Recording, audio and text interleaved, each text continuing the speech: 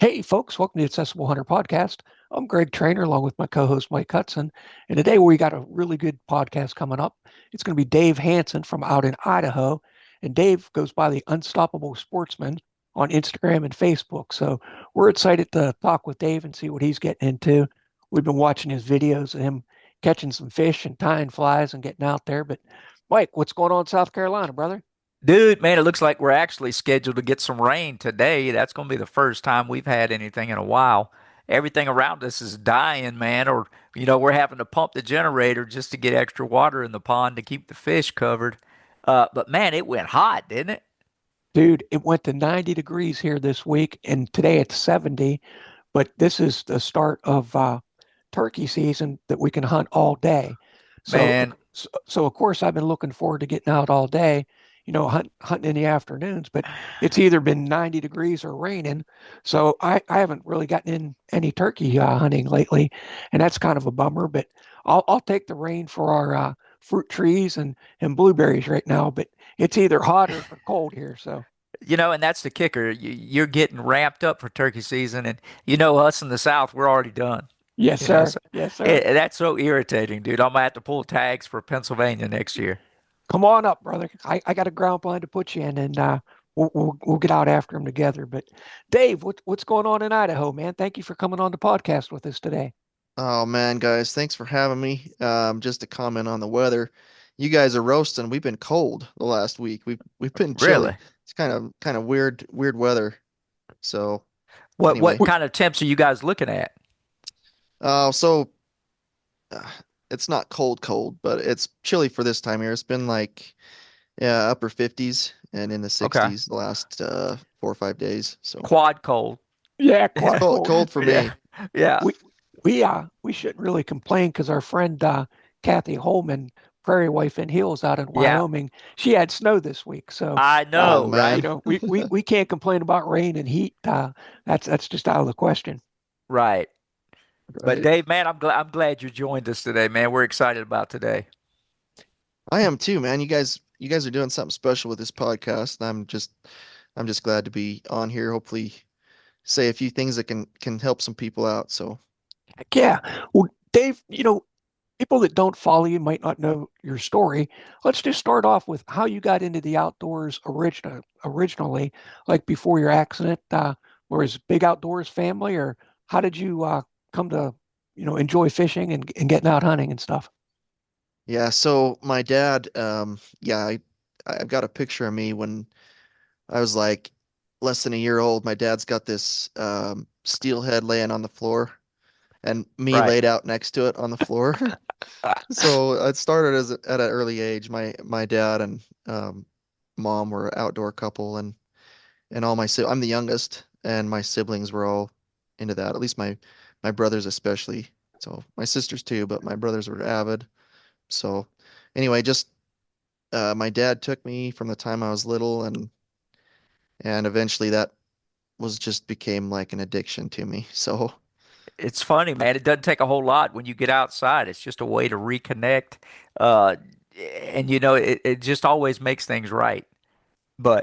So fishing is your go-to, right? So yeah, steelhead and trout and all of that. So what got you into tying tying flies and flies. whatnot? Yeah, Yeah, so just when I was a kid, my dad used to tie, and so I just have memories of late nights him tying and letting me take the extra vise and experimenting around and figuring out how to do that and especially steelhead flies. That's probably if you look at my page, I got a lot of colorful flies on that I just yeah. tied because they look cool, and that's probably where that initially originated from was is those steelhead flies as a kid. But and then as you get older and for me anyways, as I got older and pursued fly fishing, I like to tie my own flies. And now that takes me so long, I'm just like, I'll just buy flies. But Right.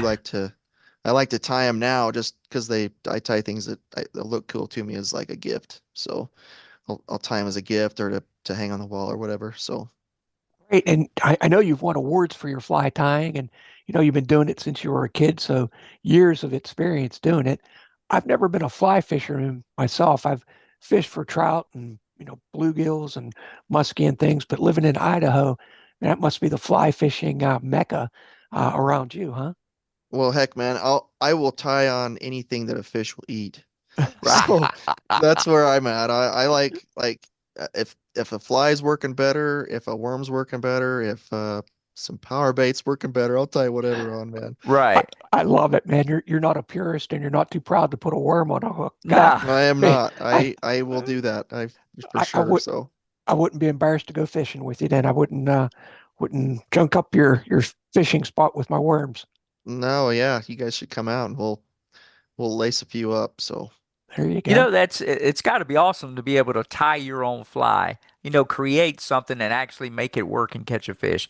I'm like Greg, I'm an avid fisherman, been doing it all my life, but mine's always been store-bought baits or what you can catch, Yep. and so I would like to get into the fly tying. I just know my patience probably not going to happen. yeah, well, especially with the quad hands, that adds a whole nother layer of kind of a barrier, maybe, especially a patience barrier, man. It gets frustrating, like Yeah. Yes, it trying does. to get your hands to do what you want them to do. That sucks, but Dave, talking roll about with what you got. roll with what you got, brother. Talking about quadriplegia, how did you end up in the chair and join this very exclusive club that we have?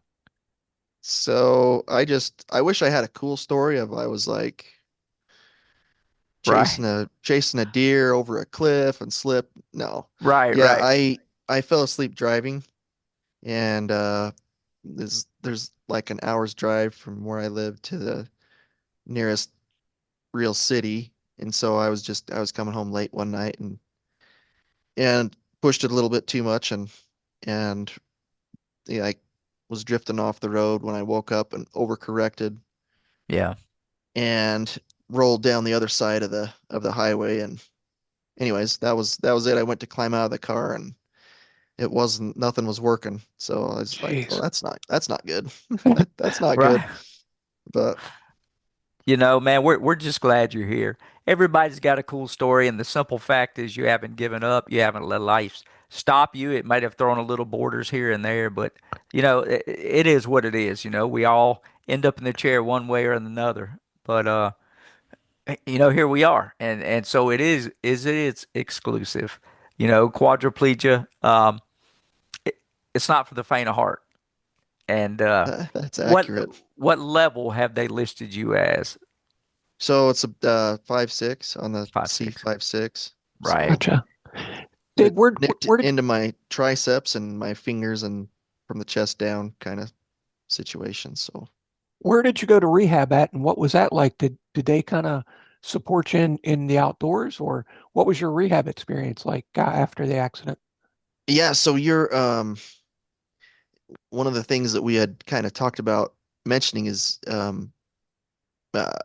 getting back into fishing after that accident. And Right. so my rehab, I was like a month in the intensive care, couldn't get my lungs stabilized or Yep. whatever.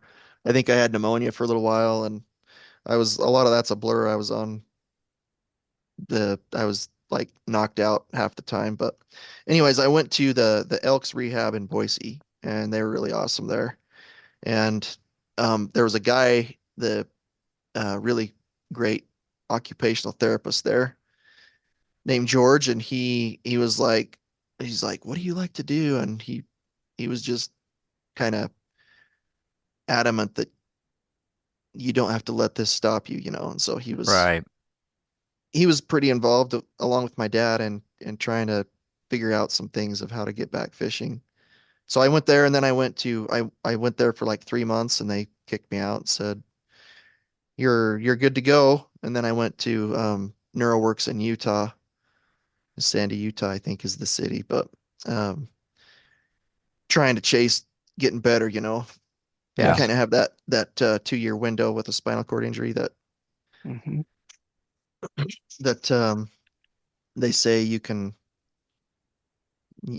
get some stuff back. So I did the walking in a harness thing and like all the trying to crawl and trying to get your fingers to work and all that stuff. So spent about 2 years chasing that, and my family was huge in helping me pursue that. But and the community helped me fund that. When the Right. insurance kind of cut out, they were trying to get me better. So, but Well, You you're know, anyway, you're you're really active in your community, Dave, and I know you do a lot of coaching, helping the younger generation. You want to talk a little bit about that too? This might be a good time.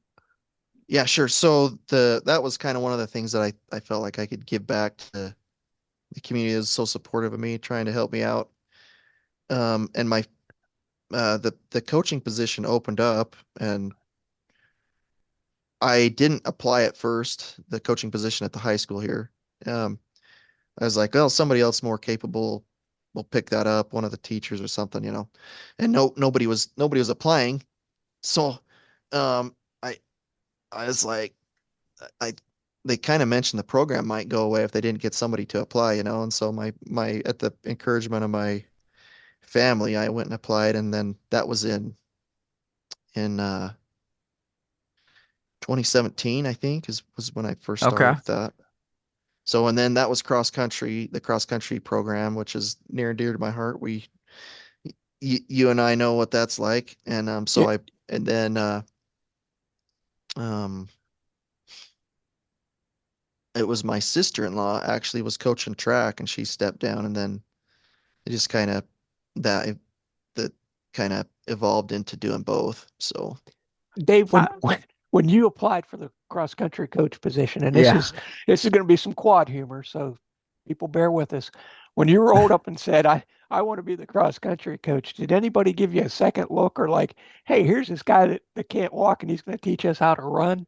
Was there any kind of tongue in cheek, I don't know, pushback from the community or people that doubted you? Or I think we joked about. I think I was the one that joked about that because people are real in this community. Like my community is pretty awesome. They're real careful about not wanting to hurt feelings or Step on whatever. toes. Right. Right. Yes, yep.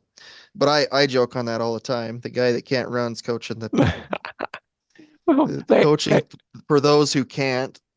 Right. Those who Right. can't coach. Those who can't those that do can't teach. coach. Yeah. Yeah, exactly, exactly. I just thought I'd throw that out there because in high school I ran cross country, and I know what a long, lonely road that can be. As you're pounding out the miles and in training and competing in races. It's a individual sport, but it's also a team sport that people don't realize that. Right. But there's a lot of long, lonely runs that you have to put in, and Oh yeah. determination, uh, persistence, ethics, values, all those things that you can impart to somebody. You don't need to walk to be able to do that. Correct. And you've got that experience in your background, and you're able to share that with the youth in your community. And I really, I want to applaud you for that, giving back to the students in your area. Well, thanks, man. I appreciate that. And as you know, like with the cross country background, the kids that do that they're just awesome.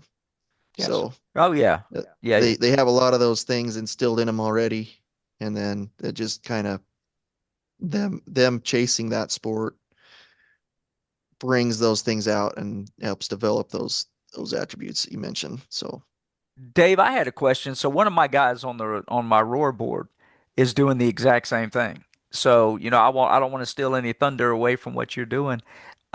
He does a lot of cross country stuff, and he's now gotten into pacing students. So I, I'm trying to figure out from your standpoint, what of the cross country events and the running and the track and field side, how do you get involved and stay in the loop with these kids when they're on a long run? so for me, so a lot of guys I think will get on a cycle. Like your friend Right, probably takes a hand cycle and goes with, which is just epic. That's right. great. But I personally, I hop in my truck. I'm There following in you my go. pickup. Right, right. So, That's the quad side. We're like, hey man, we're gonna get this done, but nah, I'm yep, not putting that much into it. yep. So I've thought about doing more with the hand cycle, kind of trailing them and pacing them with the hand cycle thing. But Right. And As that of yet, might I've be just been. something great with an e-bike, as a quad. I can still get out and pedal some, but you get taxed. And when you get back, we've all joked about, I'm so wore out, I can't get off the bike now and I got to Yes. transfer back up. So doing Yep. the e-bikes and all the new stuff would be fantastic and it allows you to be one-on-one kind of grounding and pounding with the kids. Yep. Yeah. Yep. Yeah, that's a good idea, getting the e-bike type thing and going right with them like that. That. Right. Yep. Hey, sounds like a challenged athlete, Grant. We're getting ready to write here in just a minute. Exactly. Sweet. Exactly. Sweet. Dave, when you started to, think about fly fishing again, what were some of the impairments that you had to kind of adapt and come up with a solution for? Whenever you first started fishing, what was it like? How did you get out? What was lacking? What did you design, and what did you use to get back to being a fish slaying guy that you are? Well, yeah, fish slayer. Sometimes I go home on a big zero. So we'll Right, just get right, that out. I'll admit to that right up front. But the main thing is just, fingers like this. So um, s aside from the chair situation where you got to figure out access, right? But um, the main thing for me, because I had a good support team that they were willing to take me wherever to catch fish, I got brothers and friends and my dad at the time. But so I guess that's the first thing is having the squad that will help you right, get where you can catch fish or chasing down some accessible fishing locations. So that's the first obstacle. The next thing for me was how to hang on to the rod. And at the time, there wasn't a whole lot out there. Um, at least it wasn't as uh accept like I say accessible, but you couldn't find it as easy as now. right, And Yes. and the things that as I found um, fishing aids that people had developed, they didn't quite do what I wanted them to. So um, when I started going, so we were chasing steelhead, and that's a bigger fish, and you right, got to cast a little bit. You got to cast kind of far, and I was even doing a fly rod for them and casting a fly rod. That was a challenge. So what we did at first was we took an ace bandage, and yep, this for any of your listeners, they just strap that rod right to your forearm with the ace bandage, wrap it on there, and wrap your hand around there, and that works pretty good. Except for you gotta take it off every once in a while to get the blood back in your fingers. But right, Sir. Yes, so sir. And that's how I started. And fly fishing's a whole new animal because of the number of casts and movement right. that you have to do. I mean, I'm pond fishing, so I can throw it out there and leave it and watch the Yeah, bobber, but you're back and forth, back and forth. So you really do need some specialized equipment to hold that rod firmly in place for you. you had to get the most out of your arm, whatever you got.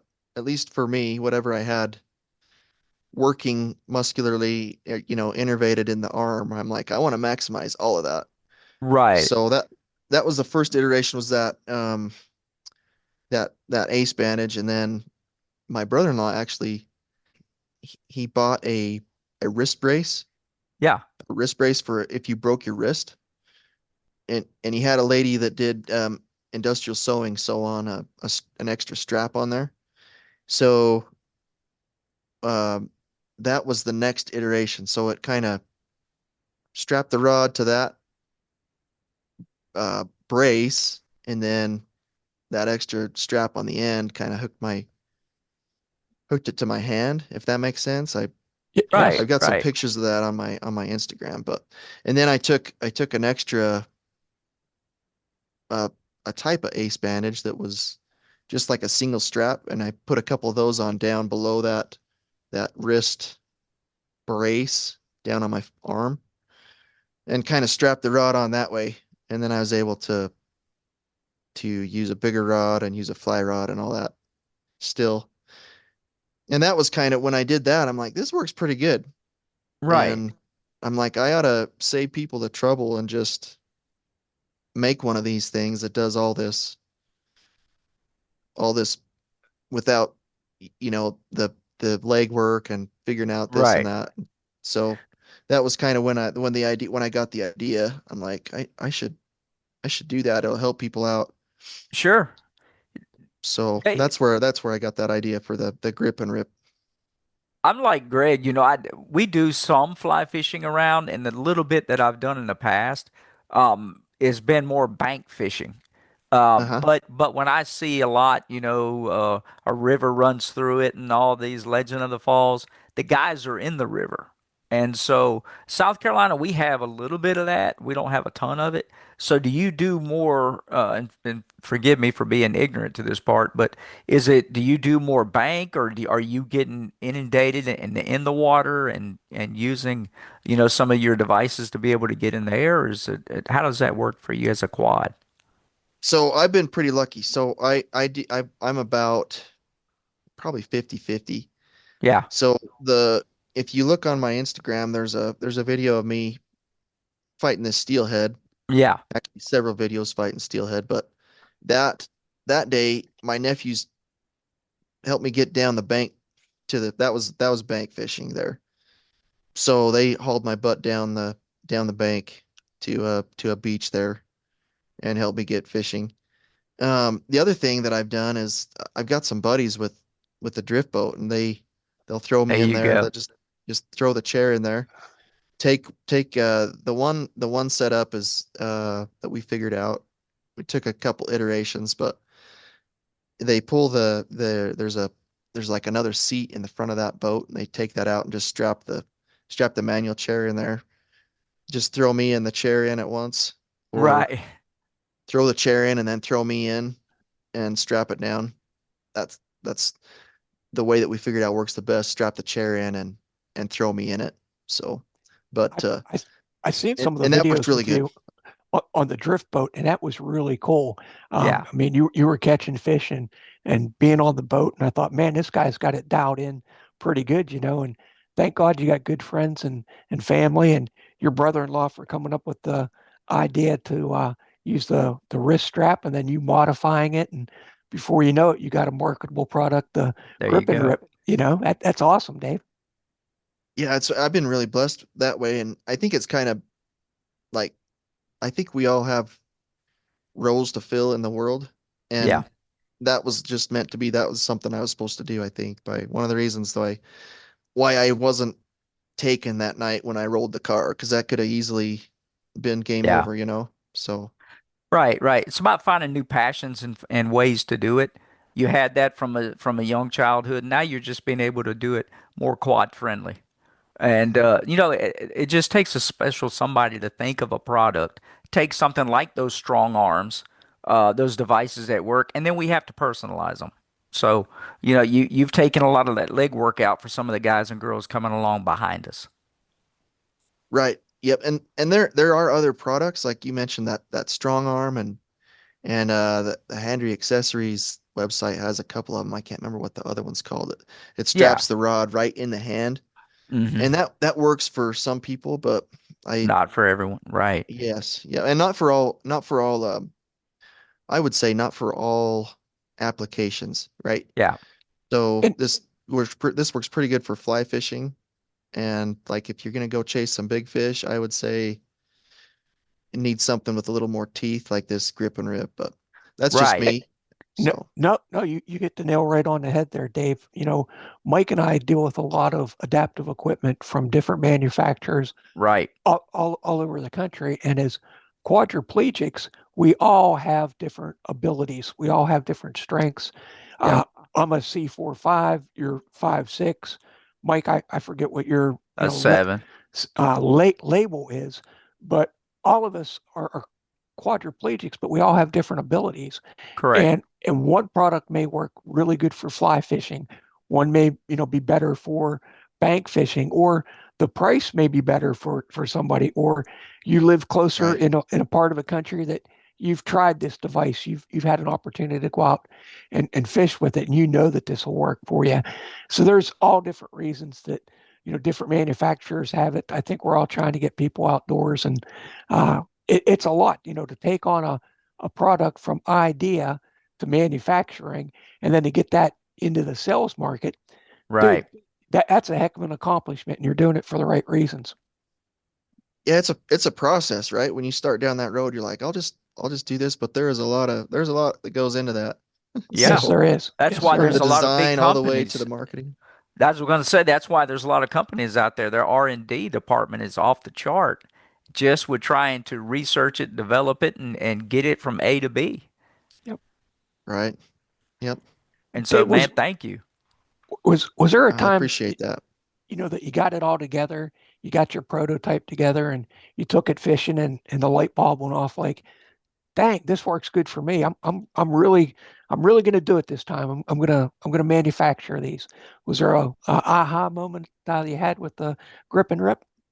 Yeah, so it was actually before I got the grip and rip made, I knew it was going to help people because it was um yeah, like I one specific trip I can think of, I really got into the steelhead and I was like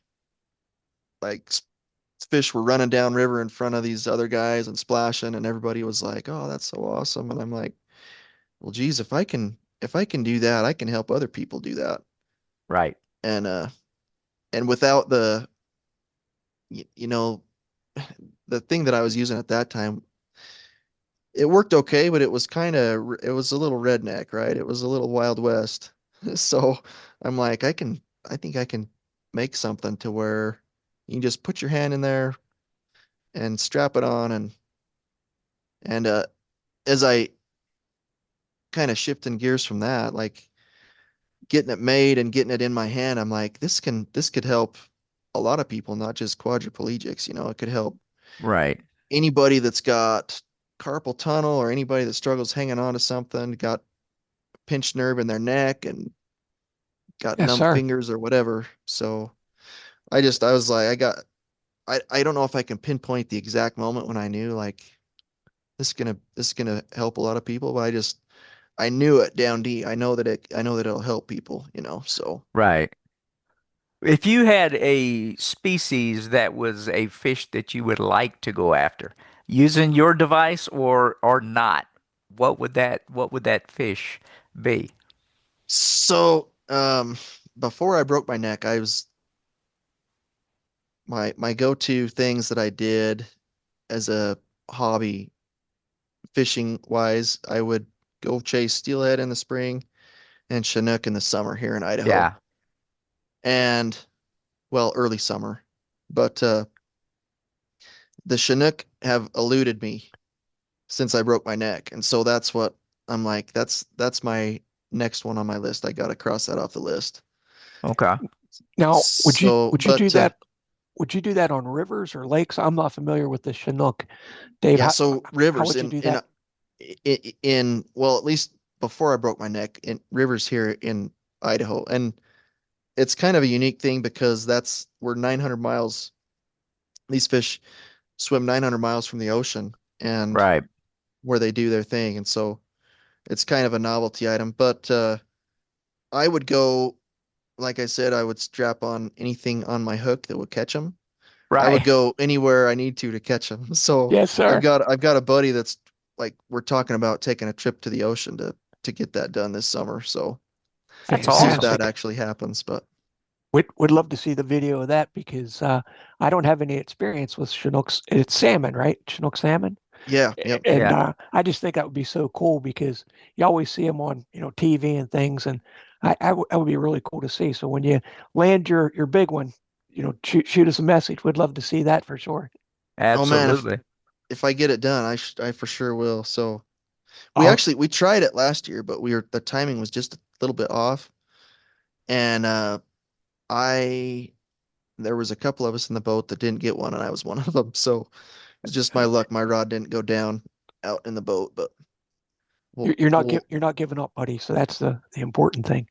yeah. So For a lot of people, they don't understand that those fish, they come back to a certain spot when they go to mate, and those fish have a built-in radar. And my younger brother lives in Alaska, and we hear about the salmon runs and how they come back every so often and go. And so, dude, I'm excited for you. I know that's one of the things that's on your bucket list. And me and Greg are huge on bucket lists now. We're getting a little bit older, so we're like, hey, before I check out, I want to check this off. And so, don't There you don't go. give up on it, man. Yeah, I won't. And I was gonna say you got to work that connection, man. You gotta. Is your brother Yeah, your yeah, yeah. your little So he, brother? yeah, so he's not a big hunter or fisherman. He just loves the outdoors. And so, yeah, me and Greg have joked around about it. I've got to grab onto his shirt tails if nothing else, just to say, hey, I know you don't enjoy it, but hey, get a brother out there, man. That's right. That's Exactly, right. exactly. Yep. Hook a He, brother up.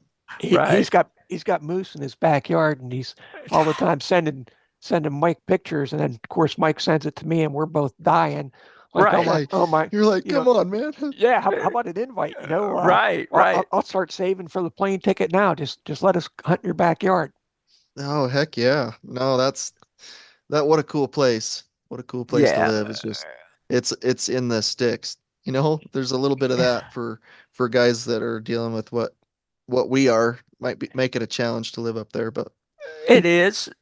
But that's the call of the wild, right?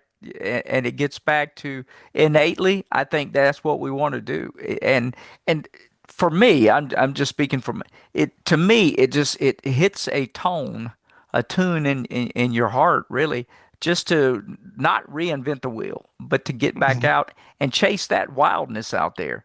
And as a quadriplegic, like you were saying, hand dexterity and all those things aside, when we can put one and one together and actually make something work, where we could catch a fish or get close to a deer or see those animals, man, it's a tuning fork that just keeps reiterating over and over again. And that's what I want to chase. Yes. I love that analogy, the tuning fork that just keeps reverbing. You get you get a dose and it keeps you going. You Right. gotta, yeah. And Dave, one of the big things, following you and what you're putting out on Instagram and things, it's always such a positive message. And Mike and I really can understand that.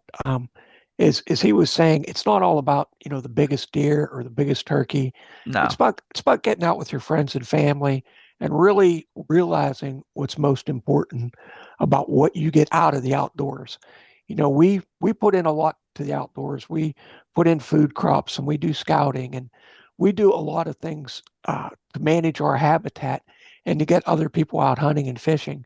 But we get back a tremendous amount of satisfaction and pride of just seeing a deer, being in a wheelchair. We're on the ground, we're noisy, we smell. To be able to get in bow Right. range, sometimes that's a victory in itself, not actually tagging that animal, but getting close enough to see it, but it didn't come in at the right angle or what have you. And I just want to, touch base with you about how do you stay so positive and what are some of the messages that you'd like to give people on the fishing side of it, of what the outdoors can do for somebody with a disability or somebody challenged getting out? Well, that's a really good. I appreciate you asking that. So, um, I so two angles of that question. For stand positive, um, I I think that you have to focus on gratitude, focusing on what you got and not what you lack, Yes. Right. because the focusing on what you lack is what causes the suffering. Yeah. So focus on like, okay, well I can't get up and run up this mountain, but I can hop in this track chair Right. and I can get out. And um, just the other part of that question is, uh, there's nothing quite like being on a river in the mountains. It's just, for me, the mountains is like it's a place where you connect to source, right? Right. I don't know. I don't know how much you guys talk about um, faith and stuff like that on your show, but Feel that's free to share your faith, Brother, Dave. go with it, man. well, it's just like it. getting out in the outdoors is where you can feel that closeness Yep. to God for me, for others that don't believe in that. It's to Yeah. whatever you believe in, but for me it's a place to be close to my creator because Yes. you kind of get away from the all the man-made city and the tech and all the stuff Right. that distracts us from what's really important, like you talked about, um, Greg, with getting out with your people, your family and friends, and then just being able to get that recharge Yeah. being out in nature. But Yep. yeah, that's what and not never giving up. Like that's uh if you try to get out and something doesn't work, you got to just be a stubborn. You got to be bullheaded that I'm going to Yes, make this sir. work. And and surrounding you with the tribe that also has that mindset that we're gonna make this work with you. And I just Right. kind of won the lottery with that in my life, but you can find that there are people out there that want to Absolutely. help guys and gals get out and and pursue the outdoors. So like you can find it. If you don't Yep. have that in your life, you can find it. And like you hit the nail on the head, man. It's about building your community. If you don't have it, find it. Uh, you're not reinventing the wheel, but you know what? You can reinvent a community and find Yeah. those things that work together and tell. And that's the biggest kicker. You said it right, Dave. There are guys out there that want to help. They just don't know how to always help. So and if you can articulate, this is what I need, you can find somebody that would be willing to help you get back out there. And I love the fact that you're willing to strap in on the front of a boat and say, "Hey, let's go float this river." And that's what it's about, man. Is don't be afraid to live life. I think we've won the lottery on that in that, God gave me a second chance at living, and I just want to see it. I don't have a death wish, I have a living wish. And I just want to get out there and life's beautiful, quadriplegia or not. Um, and I just want to continue to push forward. You hate to, it kind of gets cliche when you start looking for the right verbiage. But man, I'm excited for what you're doing. Your Instagram account is off the charts, and I'm excited for people to be able to see it. Yes, Thanks, sir. man. I sure appreciate that. And I was just gonna drive home what you said there about moving forward. That's the other thing.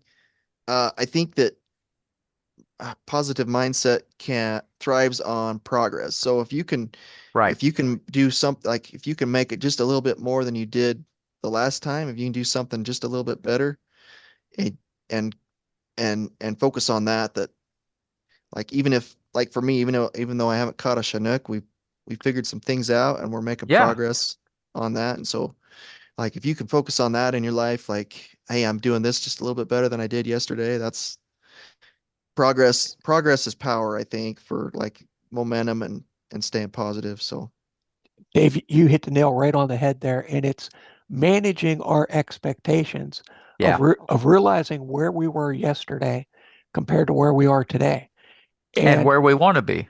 where we right. want to be next week. Yeah. But all of us at one point were at the bottom of a lake, at the bottom of a pool, Right. at the bottom of a ravine, and it took us going through the most difficult times of our lives to get to where we are today. And each incremental blessing, each incremental challenge got us to be the men we are today. Yeah. And if we can realize that our expectations, I'm never going to run a marathon, but Mike, you and your buddy completed the marathon. Right. So there's different ways of being able to achieve that goal. It may not look the same, it may not feel the same, but Right. if you have a goal in mind to connect with a Chinook salmon, you went out last year, you got a lot of the kinks worked out on that. Yep. You just didn't catch one, and you could be able-bodied and go out there and not catch them. Same thing. Yeah. You know, Absolutely. there's guys that go out there and buy their license and throw 1,000 casts that day and can't buy a fish. So you're not the only one not achieving that goal. So Yeah. what was the real goal? Getting out with your friends that day, Yeah. experiencing that fishing trip. And I think sometimes we're the unhappiest when we don't manage our expectations Yeah. or plan Right. accordingly. And I'm always negative on myself that I could have done something better. I should have prepared better. I should have thought of this. I should have done that. And sometimes my wife has to remind me that, Greg, we're out in a ground blind. We're hunting. You're seeing deer. We're doing this. We're doing that. And sometimes it's the people around us that can remind us to be thankful, grateful, and humble Yeah. every day. Yeah, I like that, man. I like that. It makes a difference who you surround yourself with. You And know, the expectations thing, that's what causes gets in the way a lot of the time of being happy. Like, oh, dude, look, Yep.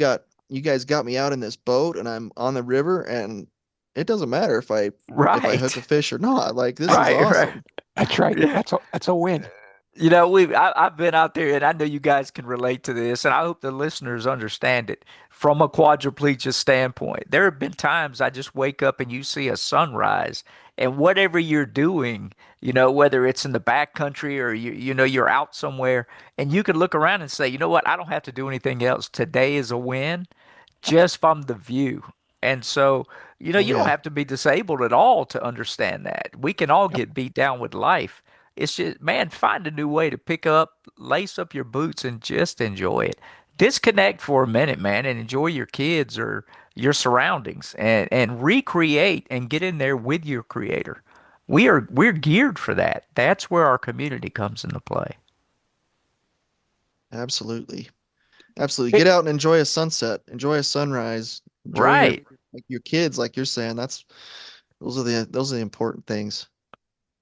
Dave, if you were to talk with somebody that is just starting this journey, either with paralysis or brain injury or stroke or anyone that's dealing with a challenge today, what would be some of the advice you would give him or her that you wish you would have heard, or maybe somebody gave you, and Mm. you rolled with it, you know? So, um, the the first thing would be I just want to give you a big hug. Like, tell you it's gonna be okay. It's gonna be Yeah. okay. You're still here. You're still Yes. here. You got a lot of life to live and you know, just tune in to God and what he has for you to do.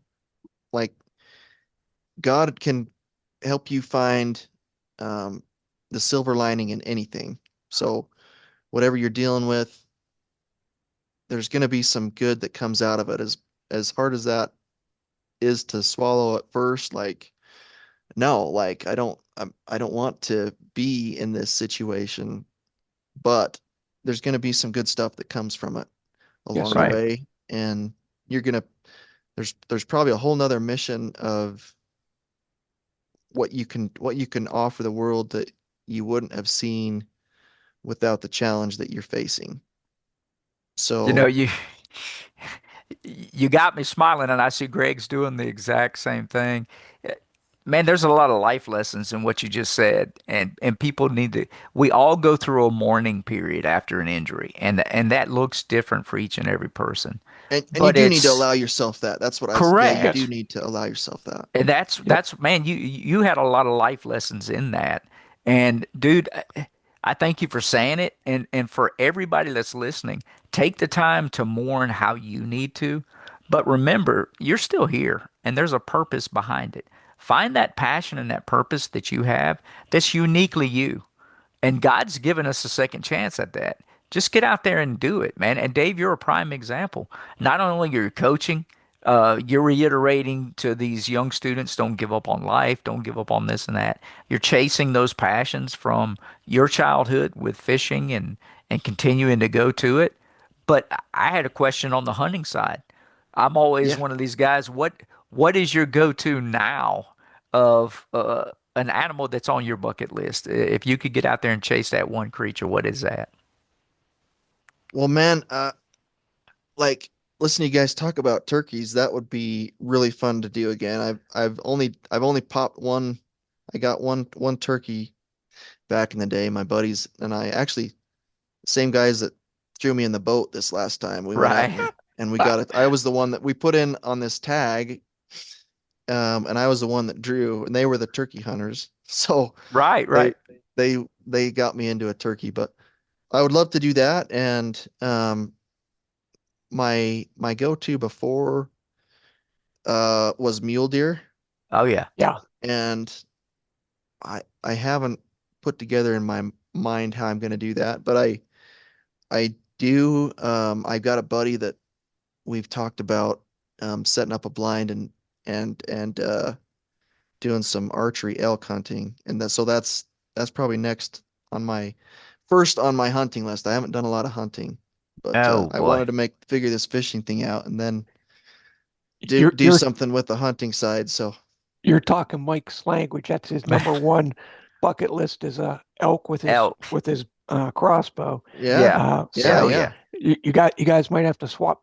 some pictures of what you guys are seeing. That would be awesome. And Dave, yeah, heck yeah. we're kind of getting close to where the hour goes by so quick, but I wanted to ask you, do you have any new ideas for equipment coming out, or when will the grip and rip be on the market for people, and how could they contact you to purchase a grip and rip? So the grip and rip, I'm supposed to get a call from the manufacturer. I was supposed to yesterday, but I'm guessing he'll call me today and say they're going to be ready. Like he thought he'd have them yesterday. Okay. So like within a couple weeks. So that's why I just made a post today about I'm going to say June 15th and then I'll edit that date back if I can to an earlier date, but we'll say for sure by June 15th and they can reach out to me on Instagram or Facebook at the Unstoppable Sportsman. Okay. And the other thing you asked is future ideas. I want to rig up a net with a with like a hook. You can just hook your arm in, so you Yeah. can net your own fish, right, without grabbing onto that net. Dude, that Okay. would be awesome. Awesome Somebody idea. somebody can take my idea if they want to do it before me. Well, Well, what I type just want to material would see you it use happen. for it? Um, what's that stuff called that you can kind of shape it and then cook it? oh, Um, it's the plastic that polymers Right. that plastic. yeah Yes. they come in pellets, and then Yes. you boil it, and it becomes a plastic. Yes, Yeah, that's what I that's how I would do the first one and then get the shape right and have somebody make it, I think. yep. But The prototype would be plastic at first to get the Right. uh-huh. shape Right. and stuff. But guys, I really appreciate you both, sharing your stories and really what people need to know about paralysis and what the journey is for each individual because it is all different. But Right. one of the things the three of us have in common is we're thankful. We find one thing a day to be grateful for that Right. gets us up out of bed and motivates us. And we had a guest on a couple of weeks ago that talked about karma and what they're putting out into the world and Yep. what comes back to them. And if you're a positive person and you're able to articulate your needs to your friends and family and try to stay positive, I think that positivity comes back to you tenfold. So that's just one of the things I wanted to add to what you were saying, Dave. But man, I agree, Greg. we appreciate you coming on and taking the time. Um, is there anything that you'd like to end the podcast with today, Mike or Dave? Well, just real quick for me, just to build on what Yeah. you said there, um, Greg, what you put out into the world, I would just encourage people to learn how to use the power of your mind, right? You can do a lot with just your mindset, what you believe about yourself, what you believe about your situation, and what that shapes your action, and the action shapes your results. But anyways, use that mind. If you've got physical challenges, and you don't have the mental side of that, just develop that, like develop what your mental abilities. So that's Yes, my sir. last encouragement. Yes, sir. Dave, man, I appreciate you being on, and you're right. It's always a pleasure for me, and I am soapboxing on this part to have a mentor like Greg and a guy that continues to pour into people, and to meet more and more people like you, Dave, that just they don't let life stop them. Um, all too often, people call us inspirations, and I think everyone in society is an inspiration of some form or fashion. Somebody is looking up to you, or somebody's watching you. And so remember that and Yep. find those ways just to find new meaning to get out of bed today. And we could all find a reason to lay around and feel sorry for ourselves. Life's too short to do that, man. And I'm just excited each and every day to be able to share with guys like you. And so thank you for all you're doing and thank you for coming on today. I really look forward to seeing those salmon, man. Thanks, man. I really appreciate what you guys are doing. Like this is a really good thing you got going on for people. So hats off to you. And I'm gonna keep sharing your stuff and try to get anybody that follows me to follow you guys. So Thank you so much, Dave. And folks, if you're listening, follow Dave, the Unstoppable Sportsman, and give us a like and share. And we appreciate you tuning in today.